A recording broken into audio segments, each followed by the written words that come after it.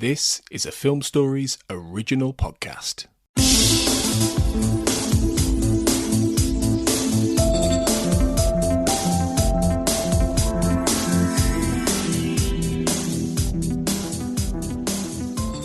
Welcome to the X-Cast X-Files Podwatch, Episode 4, covering Shadows and Ghost in the Machine.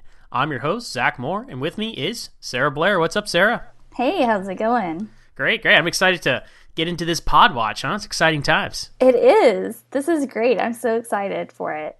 Now, these are some earlier episodes in Season 1. This is like early X-Files here. And back in Season 1, they were trying some things. And they're trying some things out. They were hit and miss. But, overall, I have a general positive opinion of these couple episodes. I know that people can be pretty down on a lot of early Season 1 episodes. But what's your take on Season 1 and just like the early X-Files, Sarah? As I was watching these episodes, I was thinking how much I miss the Mulder and Scully typing out their field reports and their deep thoughts with Mulder and Scully type thing.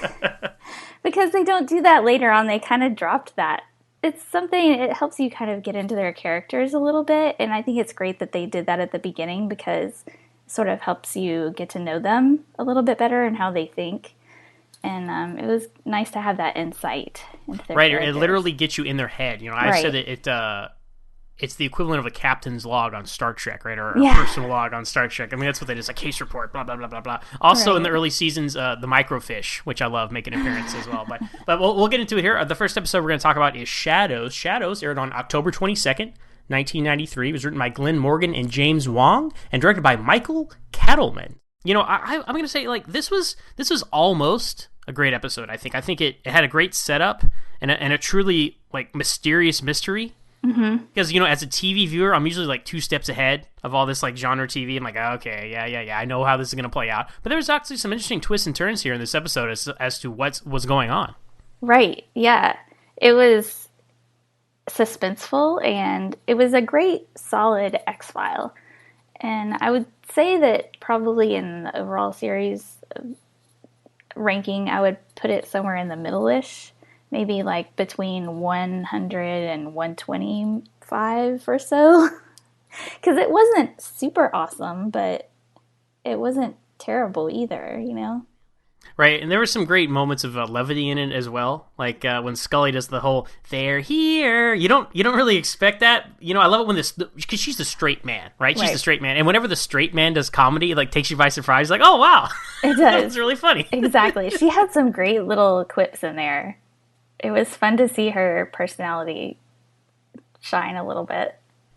Although, speaking of, we were talking about the old technology, and the 90s technology is in full effect in this episode. We have microfiche, listen, kids, for those of you who don't know who microfiche was, back before the internet existed, more or less, you had to go down to the library and put this little that's why it's called microfiche, microscopic film in a machine, and it would blow up newspapers for you so you could read it. And it just, I remember doing this. Did you ever use microfiche? Because I did it back at the local library back in the day. It was so cool, wasn't it?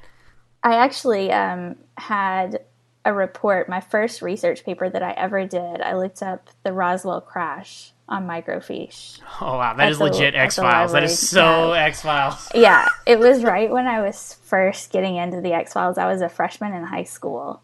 And so I was 14-ish years old, 14, 15.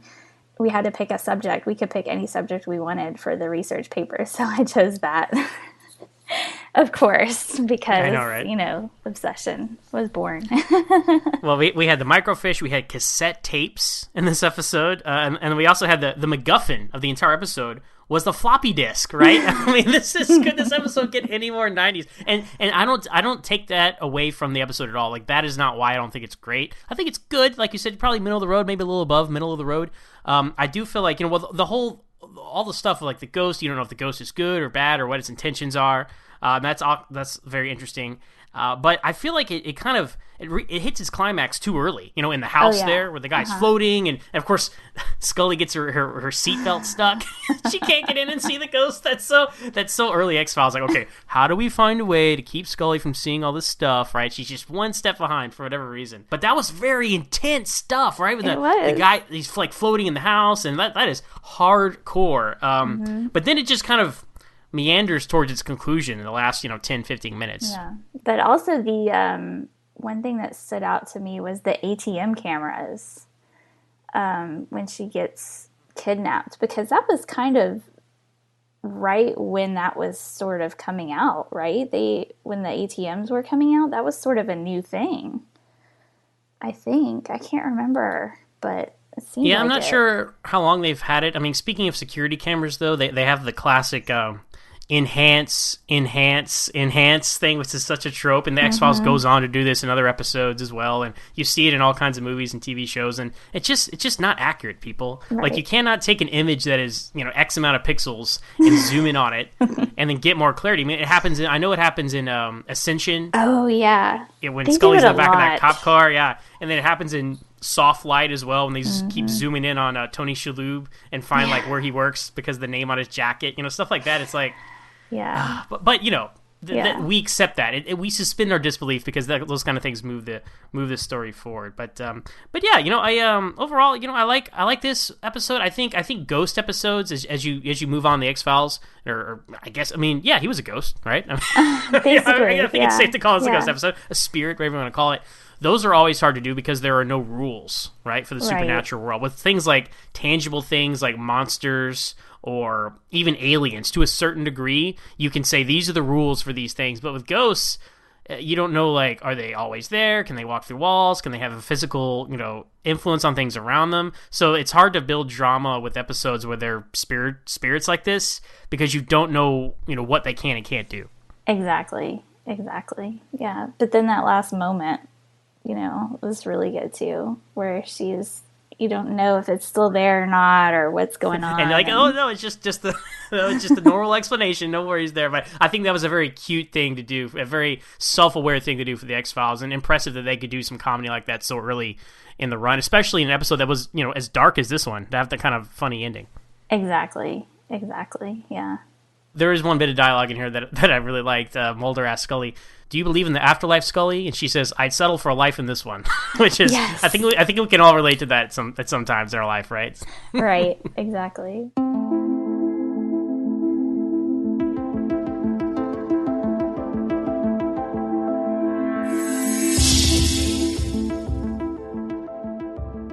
All right, well, let's move on to our next episode, Ghost in the Machine. It aired on October 29th, 1993, written by Alex Ganza and Howard Gordon, and directed by Gerald Friedman. So this one is about classic sci-fi story of an AI becoming self-aware and taking matters into its own hands. What did you think of Ghost in the Machine, Sarah? I think I like Shadows better. Oh, really? Okay. No, Yeah. I really liked Ghost in the Machine, but please tell me why you like Shadows better, or tell me why you didn't like Ghost in the Machine. Well, I did. It's not that I didn't like Ghost in the Machine. I did like it. It's a really good episode. I think it felt a little more hokey, and I think they were trying to do a little bit too. I don't know. It just felt. I think it's mostly that technology and AI has become so advanced lately, Right. that looking back on it, it really stood out to me as more, one of those things where nobody really knew what AI was going to become. So now it just seems extra cheesy, I think. And a lot of the episodes, I mean, you take with a grain of salt because the technology just wasn't there, but this one stood out to me more than usual. Yeah, I mean, we were talking just now about Shadows and how they had the old 90s technology. I mean, I think it's different when you see a show from the 90s have 90s technology as opposed to Ghost in the Machine here, where you see a show in the 90s predicting future technology. Yeah, exactly. It's like, no, that's not quite how it went. I mean, I gotta say, I did like this episode, but the computer was really cheesy. Like the whole file open, it's like, ooh, what does it mean? And then it's the display was just so cheesy, and then I got the cheesiest thing. One of the cheesy things I've ever seen in the X-Files was at the end when they kill the computer, the COS, and it says why, and it's like. That is such a cliche horror movie ending for it to be that way. There were some. I did want to point out some notable guest stars in this episode. You had Rob LaBelle play the scientist who invented the computer. He's I'm a Smallville guy, right? So he was Okay. Dr. Walden on Smallville. He was in a few episodes of Smallville in season 2, so that's how I recognized him for. He was also probably best known by genre fans as Crazy Eddie in First Wave. If anybody's familiar with that show, check that one out. And then the double agent security guard, played by Blue Mankuma, played the character of Franklin Stern on Smallville as well. So I had lots of Smallville connections here. And the house that the Doctor lives in, that is Dr. Wells' house on The Flash. So, See, so yeah, much superhero the tie-in. house. Yeah, and I'm pretty sure they've used that house in other episodes of the X-Files too. Yeah, I mean, they have these favorite locations, favorite actors too, I guess, for all the shows that film up in Canada. There's a lot of familiarity. It's like the one really fancy mansion in town that you go to for the rich guy's house. So what did you think of Deep Throat being in this episode? It was a little odd for him to be in a non-mythology episode. Yeah. He just was like, oh, Mr. Mulder. I mean, I love Deep Throat. That's a great impression. Nice. Well, thank you, Miss Sarah. No, he is going to disappear and come out a different man. I love Deep Throat, but it did feel like they just put him in here to kind of, tie up some loose ends and connect some dots for Mulder. Exactly. Yeah, he sort of pops up when it's like they don't know what else to do, how to help Mulder get to the next part, and it's like, oh, let's just have Deep Throat come in because he's the phone a friend option. Exactly. The one thing that really made me sort of chuckle a little bit was when Scully climbs up into the air vent. Mulder's like, here, you're small, you can go in the air vent. And then the fan starts blowing. And Mulder is just sort of putzing around, like, Scully, where are you? And she's like about to get blown into this gigantic fan. And the one thing that I was like, where's all this paper coming from in the vents? There was so much paper. Yeah, it's like, I wonder if they hadn't planned that initially, but they just see that she's hanging in front of this fan, and there's, like, no drama, right? There's no, like, you need to see stuff. It's like when you're in a tornado. It's not enough you're in a tornado. You need to see a cow fly by in the tornado, Exactly. right? So it's not enough you're hanging in front of this giant fan. You need to see debris fly at you. What other debris would there be in an office building than just Post-it paper? notes, like crumpled up Post-it notes. Oh, man. And she comes out and she's all bloody and beat up. That's true. I did wonder, like, what happened to her to get that way. I mean, she was all you disheveled. don't actually see how she gets out. Poor Scully. This episode, it did remind me a lot of just all kind of before people had personal computers, right? Mm-hmm. Before we understood what computers are. We're talking like 80s, early 90s, like Superman 3, for example. I'm going to keep going back to Smallville and Superman and all that, but that's my bread and butter, guys. But, Superman 3, the Richard Pryor character, invents a supercomputer, and he can program it to do whatever he tells it to do. And that's it. Like, that's the only explanation. That's the only thing that they say in that movie to explain how it can do all these crazy things. And that's pretty much the thing here. It was a time when computers and fiction were more magic than science, right? Yeah, when computers were magic. And that's before, I mean, like right now, it still seems that way to me because, back then, I never would have imagined being able to have every episode of The X-Files in my pocket available to watch wherever I am. So it still seems like magic to me. That's a good point. And I wouldn't have it would have been great because I wouldn't have had to frantically sit there and record every episode so that I could watch it over and over again. It would have just been like, oh, well, in the future, in the year 2000... In the year 2000. I'm glad you got that reference. In the year 2000. In the year 2000. Yes. If you guys don't get that reference, just look it up on just YouTube. It's Conan home. O'Brien. Yeah. Just...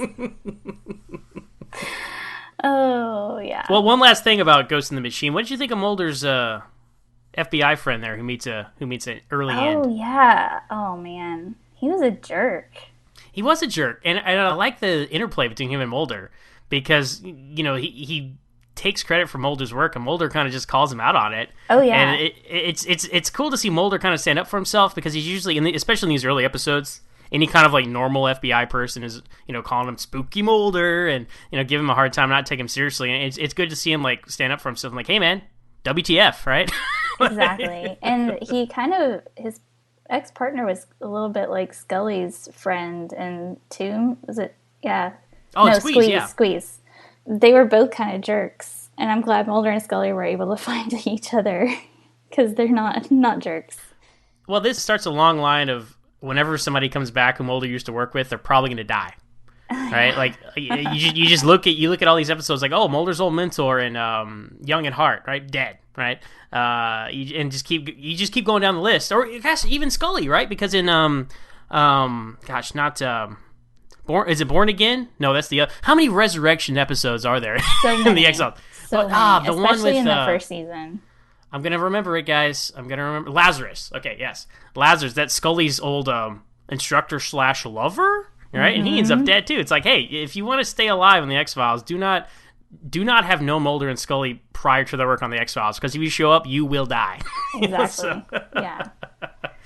Oh, one thing that I did really like about this episode was the OS operator guy. I did not see that coming. Oh, the twist? Yes. Yeah. The twist. That's true. I didn't see that twist either, because he just seems like a normal, like really straight. Your everyday guy who works in the building. I don't know anything about this, and then he pulls the gun out. And I'm like, oh, what a twist! So that was pretty good. That was really effective. Yeah. So for a couple early episodes of the X-Files, I liked both of these. I think they're solid. I think they're above average, solid episodes, especially for early on in this show's run.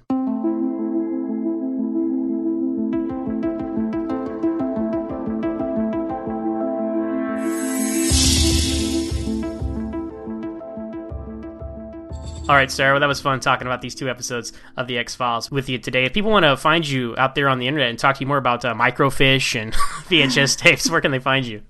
I'm on Twitter, Sarah L. Blair, SarahLBlair. And I also have my website, sarahlblair.com.